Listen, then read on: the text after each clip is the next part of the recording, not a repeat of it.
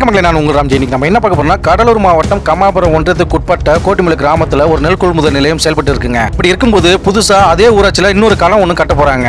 ஏற்கனவே இருக்கக்கூடிய இந்த நெல் கொள்முதல் நிலையமே சரியான முறையில் பராமரிக்கப்படல. இப்படி இருக்கும்போது புதுசா இதுக்கு களம் அப்படின்னு சொல்லி அங்க இருக்கக்கூடிய மக்கள் எல்லாம் எதிர்ப்பு தெரிவித்து வராங்க. புதுசா களம் கட்டக்கூடிய இந்த இடத்துல ஏற்கனவே இளைஞர்கள் எல்லாம் விளையாட்டு மைதானமா பயன்படுத்தி வராங்க. எவ்வளவு இளைஞர்கள் தடுத்தும் இது கட்டாயத்து பேர்ல இந்த இடத்துல ஆக்கிரமிப்பு செஞ்சு இன்னைக்கு களம் கட்டுறாங்க. அது மட்டும் இல்லாம இங்க இருக்கக்கூடிய மக்கள் என்ன சொல்றாங்கன்னா, எங்க காலனி பகுதியில் இது வரைக்குமே சுடுகாடு வசதியே கிடையாதுங்க. இப்பயும் யாராவது இறந்தா கூட அவங்க புதைக்கிறதுக்கு ஒரு சென்ட் இடம் கூட கிடையாதுங்க. இந்த அரசாங்கத்தோட எத்தனை முறை மனுக்கள் கொடுத்தோம், முறையிட்டும் எந்த ஒரு நடவடிக்கையும் எடுக்கலீங்க. எங்க ஊர்ல எவ்வளவு அரசு சொந்தமான நிலங்கள் நிறைய இருக்கு. அந்த இடத்துலலாம் போய் களம் கட்டாம இன்னைக்கு இங்க இருக்கக்கூடிய இளைஞர்கள் விளையாடக்கூடிய இந்த மைதானத்தை ஆக்கிரமிப்பு செஞ்சு களம் கட்டுறாங்க. இங்க இருக்கக்கூடிய இளைஞர்கள் என்ன சொல்றாங்கன்னா, இந்த இடத்துல களம் கட்டக்கூடிய இந்த இடத்துல எங்களுக்கு விளையாட்டு மைதானம் அமைச்சு கொடுங்கன்னு சொல்லி அரசிடம் வேண்டுகோள் எடுக்கிறாங்க. அது மட்டும் இல்லாம இங்க இருக்கக்கூடிய இளைஞர்களும் பொதுமக்கள் என்ன சொல்றாங்கன்னா, எங்க ஊர்ல எவ்வளவோ அரசு நிலங்கள்லாம் இருக்கு, அதெல்லாம் கைப்பற்றி எங்களுக்கு சுடுகாடு அமைச்சு தாங்கன்னு சொல்லி வேண்டுகோள் எடுக்கிறாங்க. இதற்கு அப்புறமாவது இந்த கிராம மக்களுக்கு திமுக அரசு நடவடிக்கை எடுக்குமா என்று தெரியவில்லை.